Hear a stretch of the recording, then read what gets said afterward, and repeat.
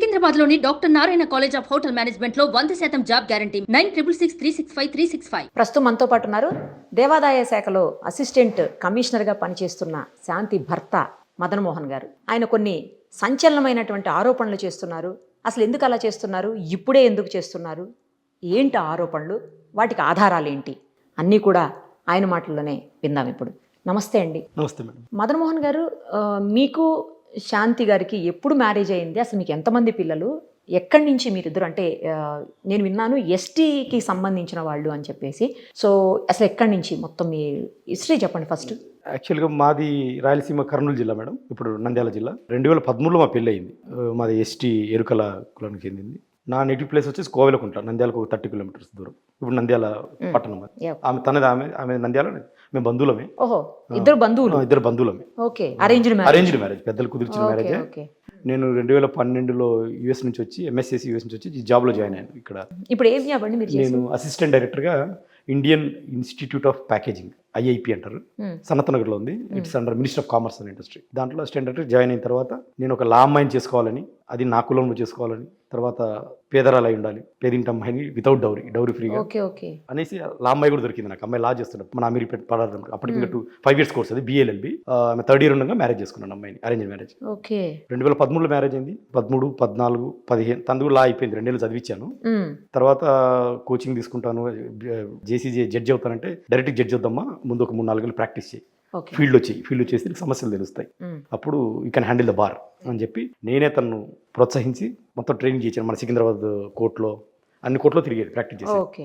లక్కీగా 2017లో 18లో ఆంధ్రప్రదేశ్ గవర్నమెంట్ వాళ్ళు ఎండోమెంట్ దేవాదాయ శాఖ వాళ్ళు సపరేట్గా నోటిఫికేషన్ ఇచ్చారు. అందులో ఎస్టీ ఉమెన్ కోట అసిస్టెంట్ కమిషనర్ పోస్ట్ ఉండే. ఈమె పెన్ను పెట్టింది, పోస్ట్ సెలెక్ట్ అయిపోయింది అమ్మాయి. సో 2020లో తనకు జాబ్ వచ్చింది. 2020లో 2020 ఫస్ట్ పోస్టింగ్ వచ్చేసి విశాఖపట్నం. సో నాది 2013లో మ్యారేజ్. 13, 14, 15, 16, 17, 18, 19 కలిసే ఉన్నాం. అంతే కలిసి హైదరాబాద్లో ఇల్లు తీసుకున్నాను నేను నా పేరు మీద. 2020 వరకు కలిసే ఉన్నాం. నాకు పిల్లలు పుట్టింది 2015లో, 2 కవల పిల్లలు, పాపలు నాకు. ఇప్పుడు వాళ్ళకి 9 years. పెళ్లి 13లో అయితే 15లో పిల్లలు పుట్టారు. సో 2020లో తనకు జాబ్ వచ్చి అప్పుడే కోవిడ్ స్టార్ట్ అయింది. ఫస్ట్ పోస్టింగ్ విశాఖపట్నంలో ఇచ్చారు. అప్పటికే జగన్ గారి ప్రభుత్వం ఉంది. అప్పుడే దాన్ని రాజధానిగా ప్రకటించడం, అది కొద్దిగా సెన్సిటివ్ ఏరియా కావడం, ఈమె అక్కడికి వెళ్ళడం. అదే టైంలో పెద్దలు విజయసాయి రెడ్డి గారు కూడా అక్కడ ఇన్ఛార్జ్ ఎంపీ. సో అక్కడ ఫస్ట్ టైం శాంతికి సార్ పరిచయం.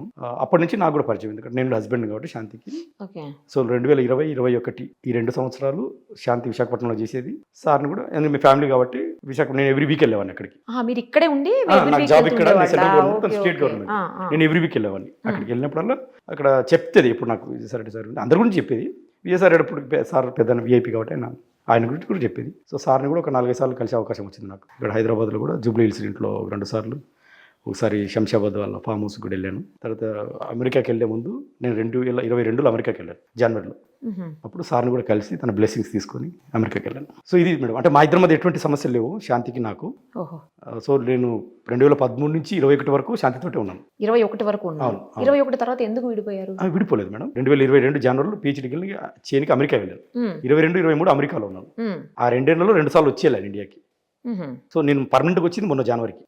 ఇప్పుడు ఇక పర్మనెంట్గా వచ్చింది మొన్న జనవరికి. అంటే 2020, 22, 23 అక్కడే ఉన్నా. 24 జనవరికి ఇక్కడికి వచ్చాను. సో 22 జనవరికి వెళ్ళాను. అంటే 2022, 2023 అక్కడే ఉన్నా. ఆ మధ్యలో 2 సార్లు వచ్చాను, అంటే పిల్లలు ఫ్యామిలీ.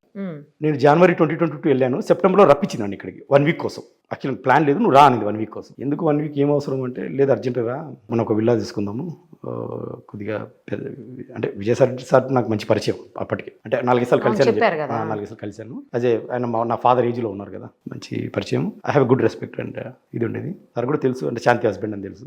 సో శాంతి కూడా అక్కడ కలిసి పనిచేస్తూ ఉంది కదా, నాకు 2 పిల్లలు, అన్నీ తెలుసు సార్కి. సార్ కూడా నేను అమెరికా వెళ్ళే ముందు చెప్పాను మేడం, ఇట్లా అమెరికా వెళ్ళే ముందు వైజాగ్లో ప్రజా దర్బార్ జరుగుతూ ఉంది. బయట ఒక 500 మంది కూర్చున్నారు. సార్ కూడా లోపల అన్ని వింటున్నారు సమస్యలు. శాంతిని అదే ఫ్రూట్స్ తీసుకెళ్ళి, సార్ నేను యూఎస్ వెళ్తున్నా చెప్పడానికి వెళ్ళాను. సార్ యాంటీ రూమ్లోకి తీసుకెళ్ళి కూర్చోబెట్టి ఒక 20-30 minutes కాఫీ ఆఫర్ చేశారు. కాఫీ తాగిన మేము 3 ఉన్నాము. సార్ కూడా, మదన్ శాంతి చాలా ఫాస్ట్ ఉంది, వెరీ యాక్టివ్ అండ్ స్మార్ట్, నువ్వేమో హానెస్ట్గా ఉన్నావు. ఏమో సార్, అంటే దేవుడి నిర్ణయం అది. ఎట్లా శాంతి చాలా ఫాస్ట్ ఉంది కానీ సార్ కొంచెం జాగ్రత్త, ఎందుకంటే ఆమె ఏదో ఇసుక జల్లి వాళ్ళ మీద వాళ్ళ సుపీరియర్ మీద ఇసుక జల్లి అప్పటికే న్యూస్లో ఉంది అమ్మాయి. ఎందుకు ఇసుక జల్లింది? సమ్ డిపార్ట్మెంటల్ ఇష్యూస్ ఏదో అంటే ఆమె చెప్పేది ఏంటంటే తను సెడ్యూస్ చేశాడు అమ్మాయిని అని. సో అందుకని తీసుకెళ్ళాలని మొన్న నిన్న న్యూస్లో చెప్పింది. మరి ఏదో ఇంటర్నల్ ఇష్యూస్ ఏంటో నాకైతే తెలియదు. మొత్తానికి అయితే ఆయన సుపీరియర్ డిప్యూటీ కమిషనర్ పుష్పవర్ధన్ గారు, ఈమె అసిస్టెంట్ కమిషనర్, కోపంలో ఇసుక జల్లేసింది. అప్పటి నుంచి మీకు సెన్సేషన్ శాంతి డిపార్ట్మెంట్లో. వైజాగ్లో కూడా అంటే ఎంప్లాయీస్ అంతా ఆమె మీద స్ట్రైక్ చేయడము ఏదో నడిచేది అంతా. మొదటి కూడా సెన్సేషన్ శాంతి. అంటే ఇంట్లో కూడా అంతే, ఇంట్లో కూడా బాగా అగ్రెసివ్. నేను ఇప్పుడు చెప్పేవాడిని శాంతి అంత అగ్రెసివ్ వద్దు, ఈ సివిలైజ్డ్ సొసైటీ ఇది, జాగ్రత్తగా ఎమోషన్స్ బ్యాలెన్స్ చేసుకో. బట్ దట్ గవర్నమెంట్ జాబ్కి వెళ్తారు ఇంకా జాగ్రత్త ఉండదు, అది పబ్లిక్ డీలింగ్ జాబ్స్ కదా. ఇదేమైనా తన పందా అది. ఇది మేడం అంటే ఇంత బాగానే జరుగుతుంది. సో నేను 2022 జనవరిలో వెళ్ళాను. సెప్టెంబర్లో 19th to 25th 1 వీక్ ఇక్కడికి వచ్చాను. తను రప్పించింది. నా దగ్గర పాస్పోర్ట్ డేట్స్ కూడా ఉన్నాయి. నేను చెప్పాను రాలేని శాంతి, నాకు బిజీగా ఉంది ఇక్కడ, క్లాసెస్ పిహెచ్డీ వర్క్స్ కదా అంటే, లేదు 1 వీక్ కోసం టికెట్ నేనే పెడతాను రా. ఎందుకు రావాలి ఇప్పుడు అంత అర్జెంట్ అంటే, నేను ఒక విల్లా తీసుకుంటున్నాను విజయవాడలో, 3-4 crores అవుతుంది. విజయసాయిరెడ్డి గారు మనకు ఆడపిల్లలు ఉన్నారు కదా, దానికి సాయం చేసి దాంతో డిస్కౌంట్లు ఇప్పిస్తున్నారు, ఒక 2.5 crores ఇప్పిస్తున్నారు అని చెప్పారు. సరే మంచిదే కదా అంటే, డిస్కౌంట్ వస్తుందంటే ఏ తండ్రి ఆశపడతాడు కదా. కానీ మనకు అంత అమౌంట్ లేదు కదా, 2.5 crores ఎందుకు అంత రిస్క్ కదా, అది మన జాబ్స్, మన గవర్నమెంట్ ఎంప్లాయీస్ కదా అంటే, ఇంకా తెలిసింది కదా మేడం, భార్య ఎక్స్పెక్ట్ చేస్తుంది సపోర్టు. సరే వచ్చాను నేను, అలా టికెట్ మా మిస్సెస్ టికెట్ బుక్ చేసింది. వచ్చాను, వచ్చిన వెంటనే 19th వచ్చాను, సెప్టెంబర్ 19th వచ్చిన వెంటనే 20th మార్నింగే వైజాగ్లో నేను శాంతి వెళ్ళి ఒక 1 crore బ్యాగ్ కూడా తీసుకొచ్చాను. ఎక్కడి నుంచి? అక్కడ వైజాగ్లో ఎవరు బిల్డర్ దగ్గరికి తీసుకెళ్ళింది శాంతి నన్ను. సార్ చెప్పారు బిల్డర్ ఇస్తారంటే వెళ్ళాను.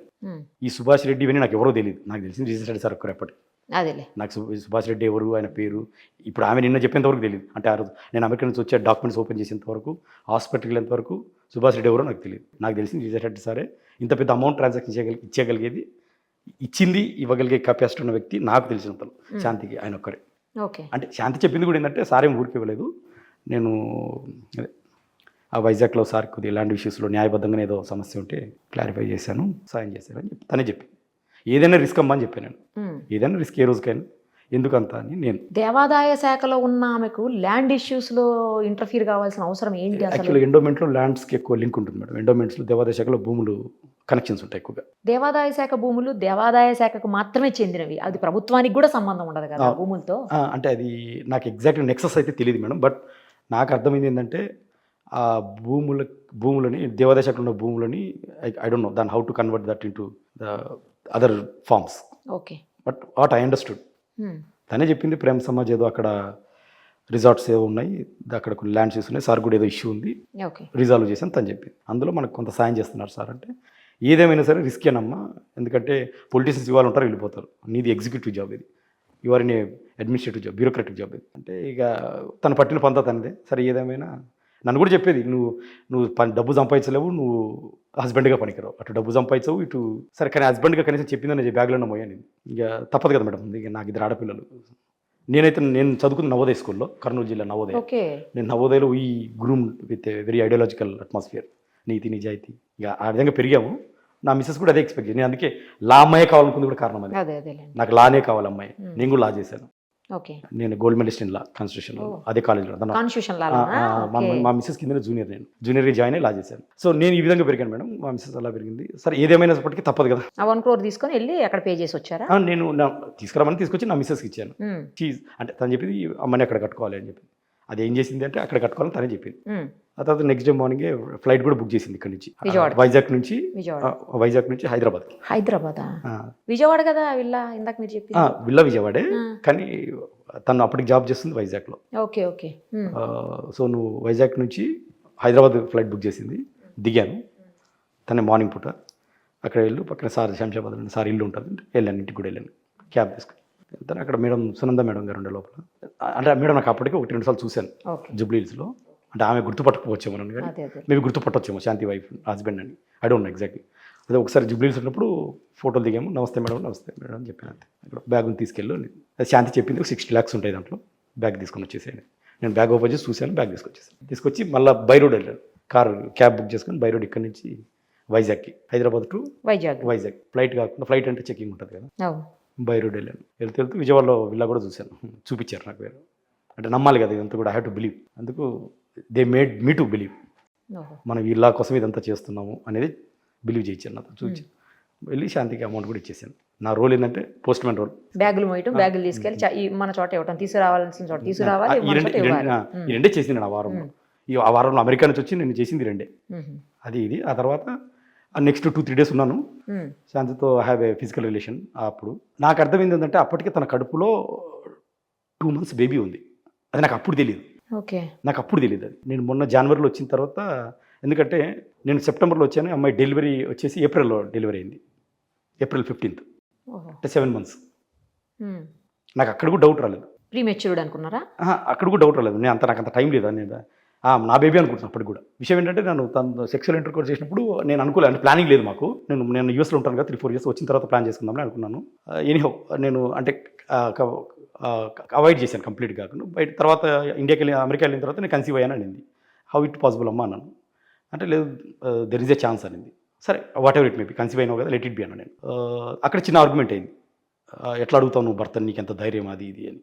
అదేంటమ్మా అడిగే హక్కు నాకు ఉంది. విషయం ఏంటంటే అక్కడ నన్ను 1 week ఎందుకు పిలిపించారంటే ఆల్రెడీ తన కడుపులో 2 weeks బేబీ ఉంది. Okay. 2 weeks 2 months? Sorry 2 months. 2 months అన్నారు. 2 months in the sense 8 weeks.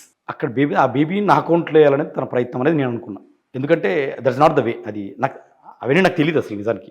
అంటే ఆమె కడుపులో ఉందన్న విషయం నాకు తెలియదు. సో ఏప్రిల్లో పుట్టింది నా బేబీ. బ్యాగ్లు మోయడానికి కాదు అయితే అది ప్లస్ ఇది.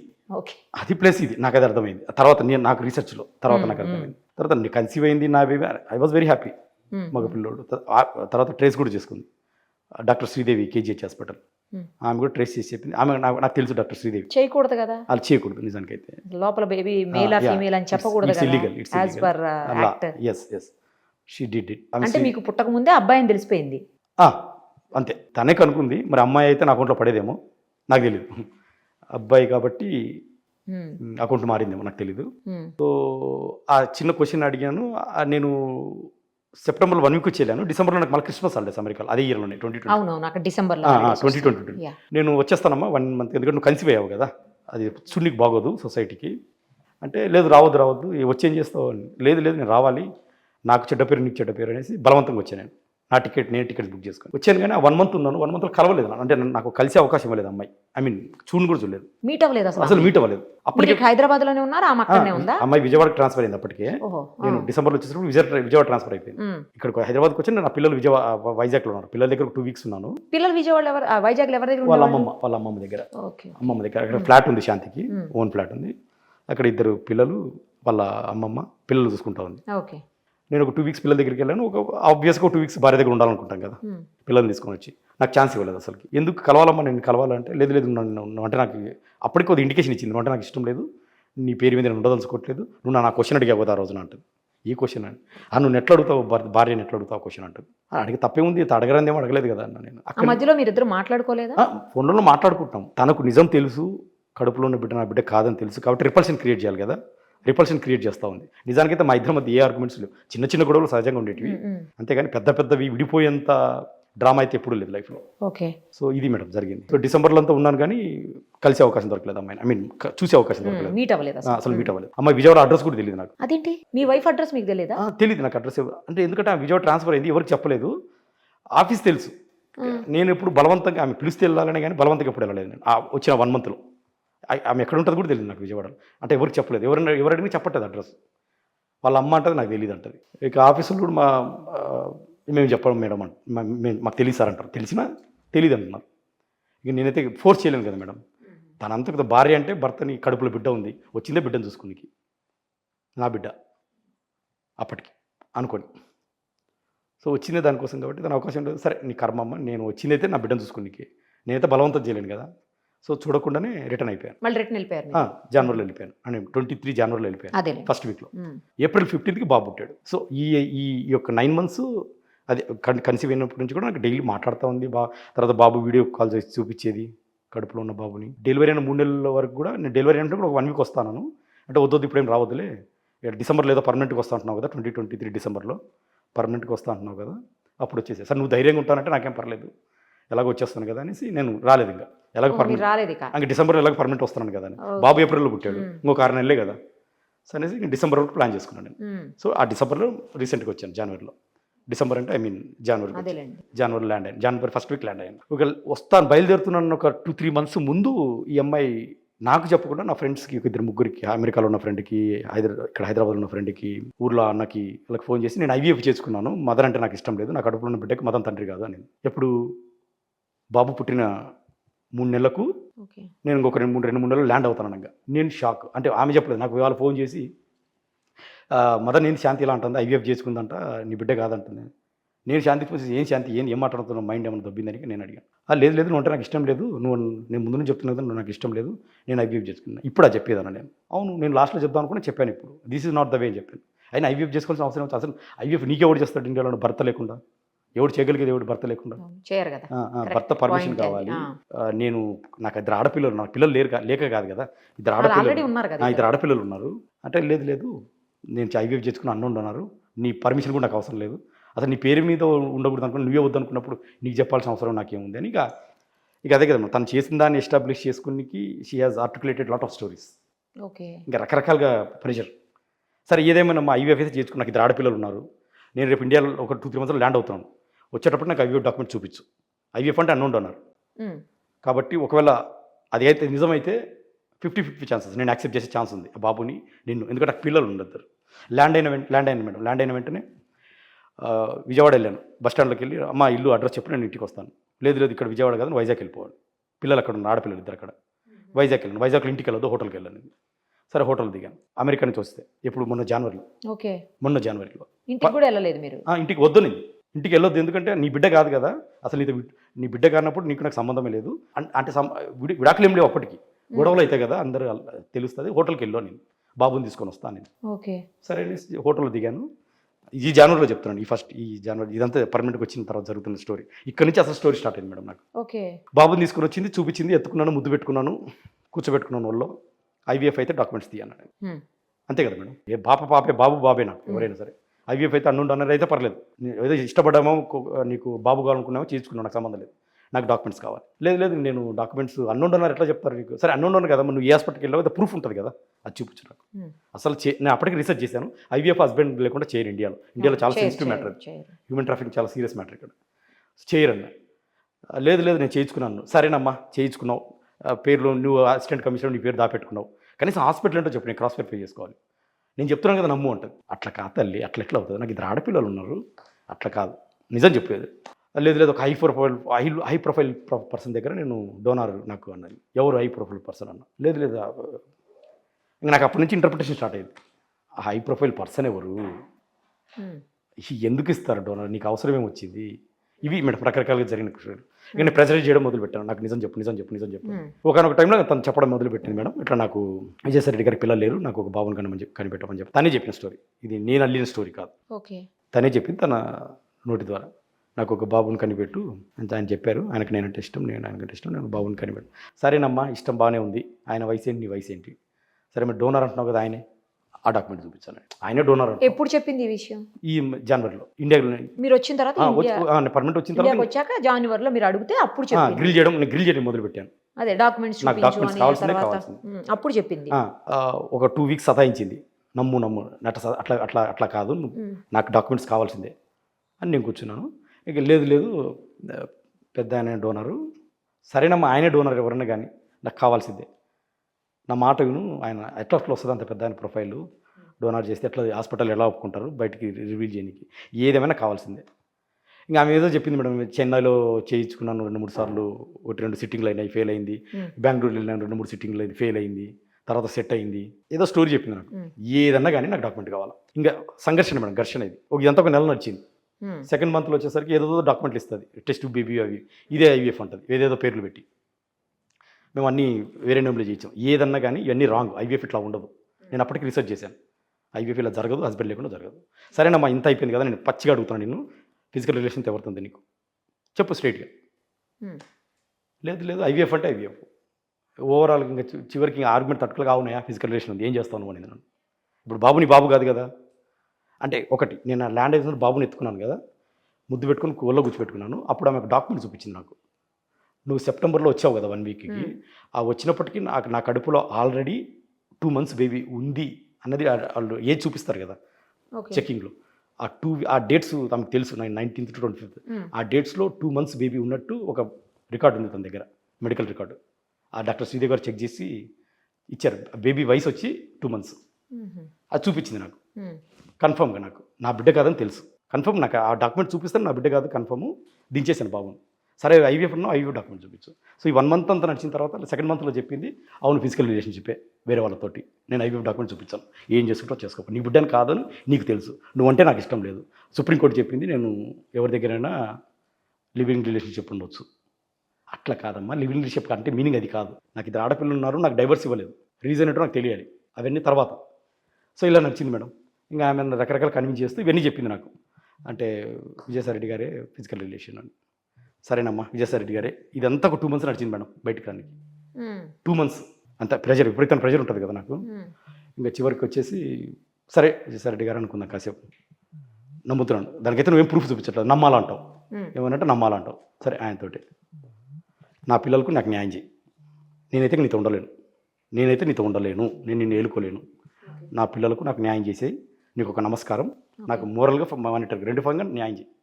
నా పిల్లలు గ్యారంటీ రేపు నేను చంపేస్తే ఎవరొకరు, నువ్వేమో హై ప్రొఫైల్ పేర్లు చెప్తున్నావు, నేను పోయి అక్కడ పోయి అడగలేను, ఆయన గేట్ కూడా టచ్ చేయలేను, నువ్వు ఉంటావో లేదో నాకు తెలియదు, నా పిల్లలకు అన్యాయం అవుతుంది, నేనైతే నీతో ఉండలేను, ఓకే నా పిల్లలకు న్యాయం చేయి మోరల్గా ఫైనాన్షియల్గా అనేసి నేను గొడవ మొదలుపెట్టాను. ఇది మేడం జరిగింది. ఇక్కడ వరకు ఇలా నడుస్తూ ఉంది. ఇంకా నేను మోరల్గా ఫైనాన్షియల్గా నేను వదిలేస్తాననేసరికి ఆమె వేరే పేర్లు ఒక 4-5 పేర్లు చెప్పుకుంటూ వచ్చింది. ఏదో పేర్లు ఆరెడ్డి, శ్రీనివాస్ రెడ్డి, వెంకటరెడ్డి అని. ఎందుకు పేర్లు మారుస్తున్నావు అంటే, నువ్వు నన్ను వదిలేసి వెళ్ళిపోతావు, సపోర్ట్ అదే ఫైనాన్షియల్గా సపోర్ట్ చేయంటున్నావు కదా.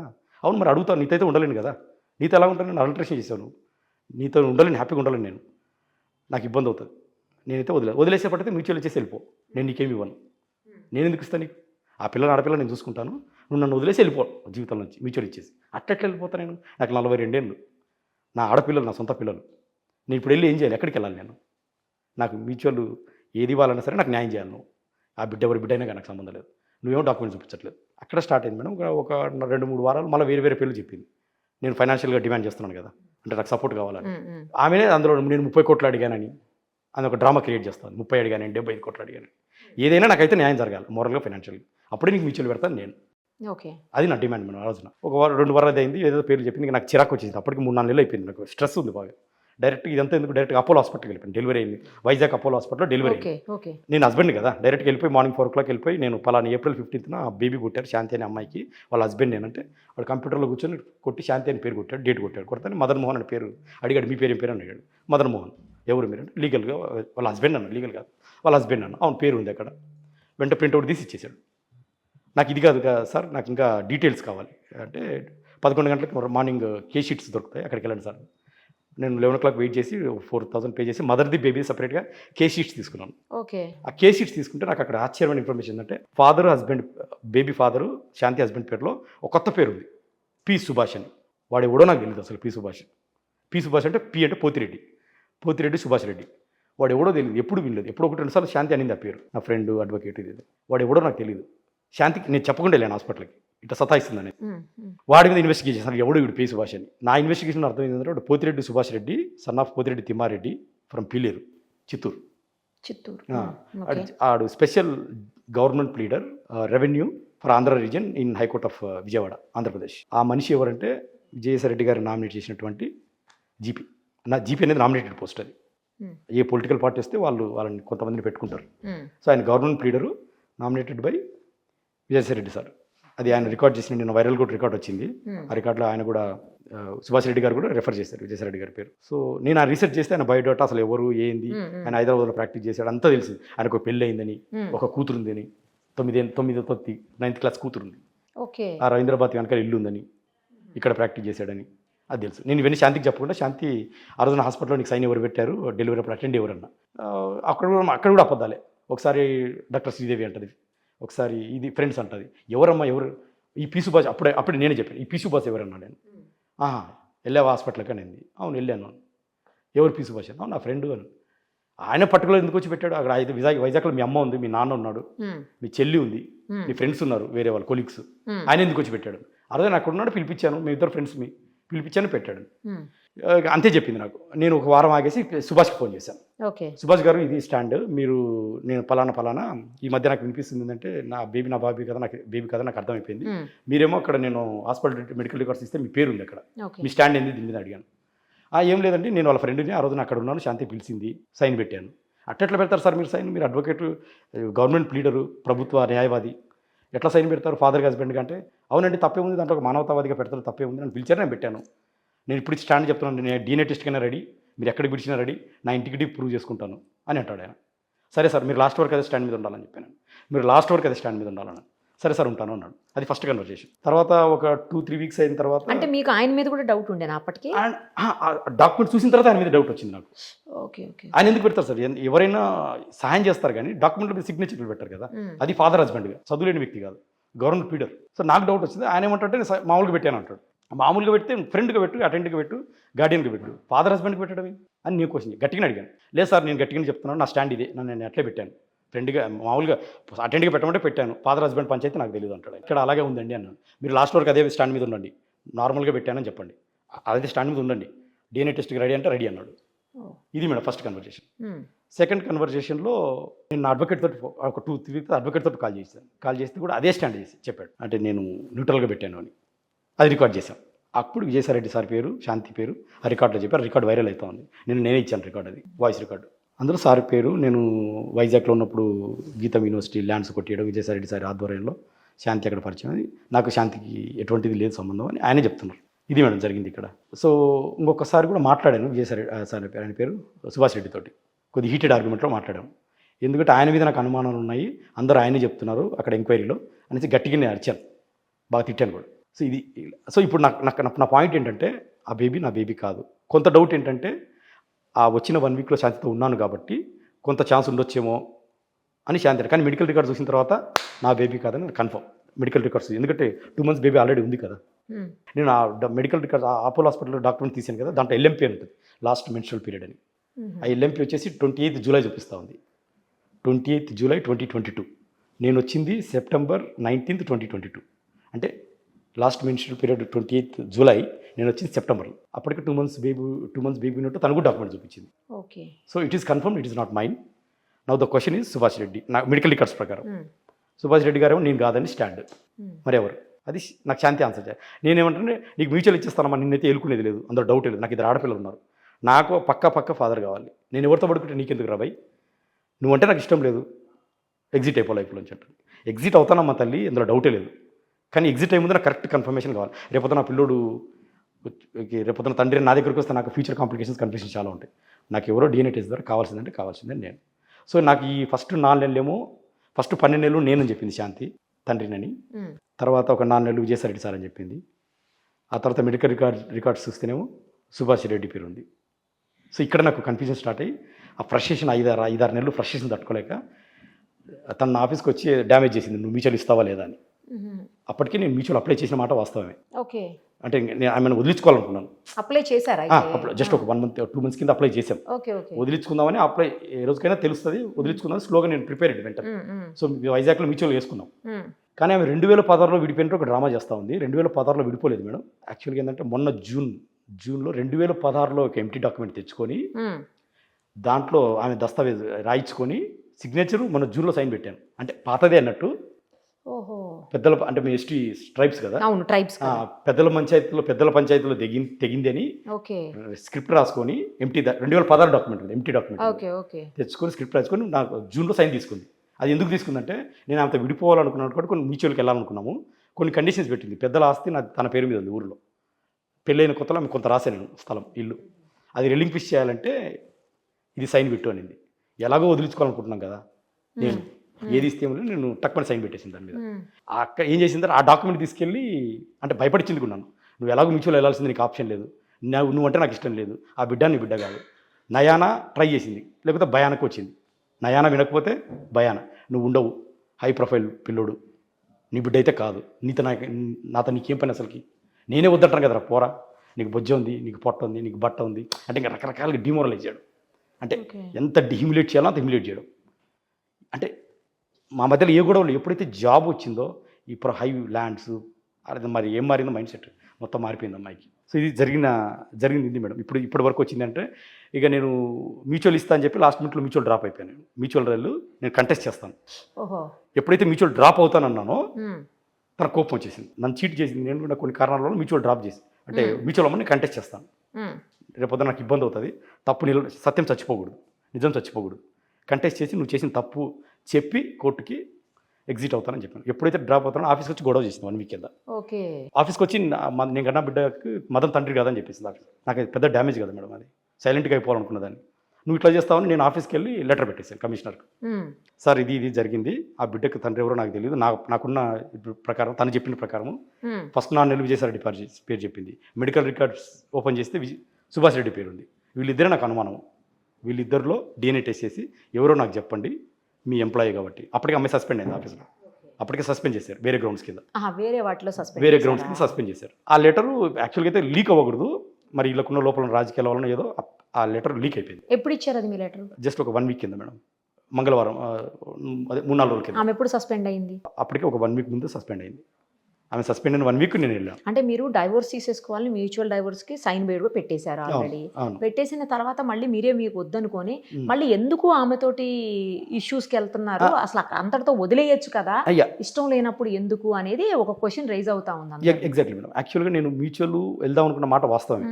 నేను మ్యూచువల్ వెళ్దాం అనుకున్నాను, ఆమె కొన్ని టర్మ్స్ కండిషన్స్ ఫిట్ చేయట్లేదు, నాకు గిల్ట్ ఫీలింగ్. యాక్చువల్గా నేను ఆ రోజు మ్యూచువల్ మీద సైన్ పెట్టింది కూడా మనస్ఫూర్తిగా పెట్టలేదు. నేను థ్రెట్, అప్రహెన్షన్స్, రకరకాల ప్రెషర్ పెట్టాను. నా బాధ ఏంటంటే నేను ఐడియాలజికల్ పెరిగిన వ్యక్తిని, నిజం చచ్చిపోకూడదు, నిజం చచ్చిపోతే రేపు నా పిల్లల దగ్గర నాకు ఇబ్బంది అవుతుంది. అంటే మమ్మీ తప్పు చేసినా డాడీ ఏదో డబ్బులు తీసేసుకొని లేకపోతే ఏదో సెటిల్మెంట్ చేసుకొని వదిలేసినాను. ఆ గిల్ట్ ఫీలింగ్ తోటి ప్లస్ ప్రెషర్ కూడా పెట్టాను నన్ను బాగా. పెడతావా వస్తావా అని. సరే పెట్టాల్సి వచ్చింది. కానీ ఒక పాయింట్కి వచ్చిన తర్వాత నాకు ఎవిడెన్సెస్ కలెక్ట్ అవుతున్నాయండి. సో ఎవిడెన్సెస్ కలెక్ట్ అయిన తర్వాత నేను మ్యూచువల్ రానమ్మా, డైవర్స్ అయితే పక్కా, నీకు అందులో డౌట్ లేదు, కంటెస్ట్ చేస్తాను సార్, అగ్రెసివ్ అయిపోయిందమ్మా అనేసి ఆఫీస్ ఆమె వచ్చి గొడవ చేయడం. నేను ఆఫీస్కి వచ్చి అక్కడికి వెళ్ళి నేనేం గొడవ చేయలేదు, కమిషనర్ గారికి నా సమస్యను చెప్పాను. తండ్రి ఎవరో మీరు కొద్దిగా కనుక్కోండి సార్ అంటే కనుక్కోండి, వాళ్ళు కూడా ఏం చేయలేరు, కనీసం ఆమెని అడగగలుగుతారు కదా, అసలు ఏంటమ్మా ఎందుకు ఇంత స్ట్రెస్ చేస్తున్నావు అని. ఆ లెటర్ లీక్ అయింది. లీక్ అయిపోవడంలో దాంట్లో నేను పెట్టిన ఇది నా యొక్క డౌటే, అది ఆ 2 పేర్లు డౌట్ నాకున్న జరిగిన ఆమె చెప్పిన దాన్ని బట్టి. అసలు అందరూ అనేది ఏంటంటే ఆమె వద్దనుకున్నప్పుడు ఇంక అసలు ఆ పిల్లోడు ఎవరికి పుడితే ఈయనకెందుకు అనేది ఒక పాయింట్. ఇంకోటి ఏంటంటే ఈయనకి డైవోర్స్ అయిపోయినాయి అని ఆమె క్లియర్గా చెప్తుంది. డైవోర్స్ అయిపోయిన అతనికి అసలు ఇంకా మిగతా తర్వాత ఏం జరిగింది అనేది అతనికి ఏం సంబంధం అని అంటున్నారు. 2016లో అసలు డైవోర్స్ అవ్వలేదు మేడం, ఫేక్ డాక్యుమెంట్స్. ఒకవేళ తను ఏ డాక్యుమెంట్ అయితే చూపిస్తుందో I'm ready for any test, దాన్ని మీరు ఫోరెన్సిక్ పంపించినా పర్లేదు. ఓకే. నన్ను ఆమె 16 డాక్యుమెంట్ చూపెడుతుందా? 2016 అంటే దాని మీద 2016 అని ఉంది. ఓకే, 2016 అని ఉంది. అప్పుడు డాక్యుమెంట్ తెచ్చుకొని నన్ను భయపట్టించి థ్రెట్ చేసి 2000 జూన్లో రాయించుకుంది. అందుకే నేను ఓపెన్గా చెప్తున్నాను, దాన్ని మీరు ఫోరెన్సిక్ పంపించినా పర్లేదు, నన్ను లై డిటెక్టర్ పిలిచినా పర్లేదు, మీరు ఫోరెన్సిక్ పంపిస్తే తెలిసిపోతుంది. ఇంక్ ఎప్పుడు రాశారు, స్క్రిప్ట్ ఎప్పుడు రాశారు, సిగ్నేచర్ 2016 ఎక్కడ 2024, ఆల్మోస్ట్ 8-10 తేడా. సో ఈజీగా తెలిసిపోతుంది. అందుకే నేను ఓపెన్గా ఛాలెంజ్ చెప్తున్నాను. అది మొన్న రాసిందే. మీకు ఎవరైనా సపోర్ట్ చేస్తున్నారా? లేదు, ఎవరు సపోర్ట్ లేదు. అది కూడా కొంతమంది అంటున్నారు ఎవరో సపోర్ట్ చేస్తున్నారు. నేను ఒక విద్యావేత్తను, ఒక అకాడమిషియన్, ఎడ్యుకేషనిస్ట్. నేను పొలిటీషియన్ కాదు, ఇండస్ట్రియలిస్ట్ కాదు. నాకు ఎవరితో సంబంధం, నేను అసలు 2 ఏళ్ళు అమెరికాలో ఇక్కడ లేను, ఇండియాలో. ఎవరితో సంబంధం ఉంటుంది నాకు జనవరిలో సడన్గా జాన్యువరిలో ఇష్యూ అవుతే జాన్యువరిలోనే రైజ్ చేయకుండా లేకపోతే ఫిబ్రవరిలో రైజ్ చేయకుండా ఇప్పుడు ఈ 10 రోజుల నుంచి లేకపోతే వారం రోజుల నుంచి మీడియా ముందుకు వచ్చి ఇప్పుడు ఎందుకు రైజ్ చేస్తున్నారు కొంతమంది అంటున్నారు. మేడం నేను జనవరిలో వచ్చాను, ఇల్లు 2 ఏళ్ళు నడిచిందని నాకు ఎవిడెన్సెస్ కావాలి కదా. ఆ ఎవిడెన్స్ అని కలెక్ట్ చేసిన చాలా టైం పడుతుంది. నాకు ఎంత, నేను విజయవాడ వెళ్ళాలి, విశాఖపట్నం వెళ్ళాలి, డెలివరీ అయిందేమో వైజాగ్లో, ఉన్నదేమో విజయవాడలో ఇల్లు కనుక్కుని నాకు 20,000 ఖర్చు అయింది. వాడికి 5,000 దొరికిందా? మొత్తానికి దొరికింది. వాడికి ఒక 5,000 ఇచ్చి, అంటే అందరికీ తెలుసు ఇల్లు, కానీ మేడం భయంకి ఎవరు చెప్పరు, అలా సబార్డినేట్స్. నేను చెప్తే నా పేరు మీదకి వస్తుంది, నా పేరు అంటే తల వల్ల మీదకి వస్తుంది. నాకు 10-15 రానికి పోనీకి, హోటల్లో ఉండడానికి, ఆ ఇల్లు అడ్రస్ కనుక్కుని, అంటే నేను డాక్యుమెంట్స్ దీనికి ఎంత ఖర్చు అవుతుంది మేడం నాకు. సో నాకు 6 నెలలు మినిమం టైం పడుతుంది కదా. నేను ఎంప్లాయీని, నేను అక్కడ ఆఫీస్కి కూడా వెళ్ళాలి, ఫుల్ టైం చేయలేరు, ఆఫీస్కి వెళ్ళాలి, ఓన్లీ వీకెండ్స్ మాత్రమే వెళ్ళాలి అక్కడికి. సో ఈ 6 నెలల టైంలో నేను కావాల్సిన అన్ని కలెక్ట్ చేసుకున్నాను. అందుకే మ్యూచువల్ వెళ్ళబుద్ధి కాదు నాకు. ఇన్ని నిజాలు తెలిసినప్పుడు వై షుడ్ ఐ కాంప్రమైజ్? నిజాలు తెలిసినప్పుడు ప్రజల ముందు పెడదాం. ఫైనల్గా మీరు ఏం కోరుకుంటున్నారో చెప్పండి అసలు మేడం. ఫైనల్గా ఒకటే పాయింట్, ఎలాంటి న్యాయం?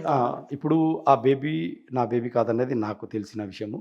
ఇప్పుడు ఆ బేబీకి తండ్రి ఎవరో తెలియాల్సిన అవసరం చాలా ఉంది. ఎందుకంటే మీరు అంటున్నట్టు ఆ బేబీ నీకు కాదని నీకు ఎందుకు ఎగ్జిట్ అయిపోవచ్చు కదా అంటారు. రాంగ్ అది. ఆ బేబీకి తండ్రి తెలియకపోతే ఫస్ట్ ఆఫ్ ఆల్ ఆ బేబీ తండ్రి దైవస్వరూపం, చిన్నపిల్లడు. ఆ బేబీకి తండ్రి తెలిస్తే ఆ బేబీ రేపు వచ్చే దినాల్లో గౌరవంగా బతుకుతాడు, నా తండ్రి ఈయన అని. 1, 2 ఒకవేళ తండ్రి తెలియకపోతే, ఇప్పుడు ఆ తండ్రి ఎవరు శాంతికి తెలిసినా కూడా రేపొద్దున వాళ్ళు యాక్సెప్ట్ చేయలేదు అనుకో. ఒకవేళ నేను ఆడపిల్ల నా పిల్లలే, ₹1 నా పిల్లలు సంపాదించుకున్నప్పుడు నేను ఈ అబ్బాయి నా దగ్గరకు వచ్చి నా నాన్న నువ్వే అన్నావు అనుకో, నా దగ్గర అప్పుడు ప్రూఫ్ ఉండదు, అప్పుడు ఎందుకు అడగలేదు అంటారు మీరంతా మళ్ళీ మీడియా వాళ్ళు. ఆ రోజున ఎందుకు చేయలేదు పంచాయతీ? కాబట్టి ఆ పంచాయతీ ఏదో ఇప్పుడే ప్రోయాక్టివ్గా చొరవ తీసుకొని okay. Let us that close that issue now itself. ఆ డిఎన్ఏ టెస్ట్ నాకు చేయండి, శాంతి గారికి చేయండి. ఆమె చెప్పిన పేర్లు ఎవరైతే ఉన్నారో విజయసాయిరెడ్డి సార్ గారిని, లేకపోతే మెడికల్ రికార్డ్స్ ప్రకారం నేను అనుకున్నటువంటి పోతిరెడ్డి సుభాష్ గారి కానీ వీళ్ళందరూ పిలిపించేస్తే క్లారిటీ వచ్చేస్తుంది కదా, క్లియర్ ఇష్యూస్ ఇక్కడితో. మీరు కేసు ఫైల్ చేశారా? ఎస్ మేడం, అంటే అంత రెడీ చేశాను. Okay. Maybe tomorrow today will drop the DNA test. మీకు ఏమైనా థ్రెటనింగ్ కాల్స్ వస్తున్నాయా? ప్రస్తుతానికైతే ఏం లేవు మేడం. శాంతే స్టార్టింగ్లో భయపడిచ్చింది, అక్కడెక్కడ సిగ్నేచర్లు పెడతావా లేదా, నేను లేపేస్తారు, నువ్వెంత ఇది నయానా భయానా చేసింది, అన్ని రకాలు చేసింది. సో నాకు ఇప్పుడు ఎవిడెన్స్ దొరికి ఇప్పుడు నేను అంతే ఫస్ట్ టైం నిన్న మీడియా ముందుకు రావడం, జరిగినట్టే చెప్పాను, ఎక్కడ కూడా డివియేషన్ లేదు. So I want to stick to the truth. So ఇక్కడ పెద్ద ఆయన విజయసాయిరెడ్డి సార్ నాకు అభిమానం, ఆయన నాకు సాయం చేశారు. అమెరికా వెళ్ళేటప్పుడు కూడా ఫైల్ క్లియరెన్స్ ఏదో ఉంటే ఢిల్లీకి ఫోన్ చేసి నన్ను ఎంతో ఇంట్రెస్ట్ చేసి అమెరికాకు పంపించారు ఆయన కూడా. శాంతి అంటే ఈ సర్కమ్స్టెన్సెస్ బట్టి ఏదేమైనప్పటికీ తండ్రి ఎవరో తెలీదు. ఒకవేళ తండ్రి కారణం వాళ్ళు ఎవరన్నా ఉంటే సుభాష్ రెడ్డి గారు కానీ లేకపోతే వాళ్ళ కాళ్ళ మీద పడి సారీ కూడా చెప్తాను. ఒకవేళ కాకపోతే ఒకవేళ డిఎన్ఏ టెస్ట్లో ఏది కాదు మీ బిడ్డేనని తేలింది అనుకోండి, అప్పుడు నా బిడ్డ కాదు అనేది నాకు 19% షూర్ మేడం. I'm 19% sure. ఎందుకంటే నేను ఆ టైంలో ఇండియాలో లేను అసలుకి. సరే, నేను ఇండియాలో లేను కదా. ఇన్ కేసు మీరు అనుకుంటున్న ఏదైతే 2-3 పేర్లు వాళ్ళు కూడా కాదని తేలింది, అప్పుడు ఏం చేస్తారు? అంత పెద్ద పెద్ద తప్పకుండా కదా. First Shanti has to take the apologies. Okay. Shanti ఎవరు నాకు పేర్లు చెప్పింది నేను కాదు, శాంతి చెప్పింది. First Shanti has to give an apologies. ఎందుకంటే ఆల్మోస్ట్ తండ్రి ఏజ్ ఉన్న వాళ్ళతో అంటున్నారు కదా, అందుకని తను చెప్పిందే నేను చెప్తున్నాను మేడం. తను చెప్పిందే నేను చెప్తున్నాను. నేను కొత్తగా చెప్పేది ఇక్కడేదో ఏమంటారు అని మనీ కోసమో, that is not the objective motto. నా మోటో ఏంటంటే నేను ఎగ్జిట్ అవుతాను, నాకు ఫాదర్ ఎవరో తెలియాలి. ఇది నా ఆర్గ్యుమెంట్. అది న్యాయం జరగాలని, నాకు పిల్లోడికి న్యాయం జరగాలి. పిల్లోడికి, నా పిల్లలకు, నా పిల్లలకి, అందరికీ అవుతుంది. ఇది మేడం నా స్టాండ్. రైట్ అండి, చూద్దాం మీరు అన్నట్టు మరి నెక్స్ట్ ఏం జరుగుతుందో, కోర్టు ఎలాంటి డెసిషన్ తీసుకుంటుందండి. థ్యాంక్ యూ అండి, థ్యాంక్ యూ సో మచ్. నిన్నటి నుంచి చూస్తున్నాను ప్రజా సంఘాలుగా మీరు కూడా మదన్ మోహన్ గారికి సపోర్ట్ చేస్తూ ఉన్నారు. ఇప్పుడు బాలల హక్కుల పరిరక్షణ వేదిక ప్రెసిడెంట్ సుభాష్ చంద్రబోస్గా నేను అభిప్రాయపడుతున్న విషయం ఏంటంటే, అటు తండ్రిగా నా బాధ్యత లేదు, నాకు సంబంధం లేదు, నేను పరువు నష్టం దావా వేస్తా అని అటు సుభాష్ రెడ్డి అనేటువంటి అంటాడు. ఇటు మదన్ మోహన్ గారిని అడిగితే నేను తండ్రిని కాదు, నన్ను ఎందుకు బదనాం చేస్తారని ఈయన అంటారు. విజయసాయిరెడ్డి గారు మీ అంత చూస్తా అదైన పాత్రలో మీడియా వాళ్ళని బెదిరించాడు. అంటే సమాజంలో బాలల యొక్క ఆత్మగౌరవం అనేది ఉండదా? పుట్టిన ఆ బిడ్డ రేపు సమాజంలో గౌరవంగా బతకడానికి వీళ్ళంతా కూడా అనేకమైనటువంటి నష్టాలని తీసుకొచ్చి పెడుతున్నారు.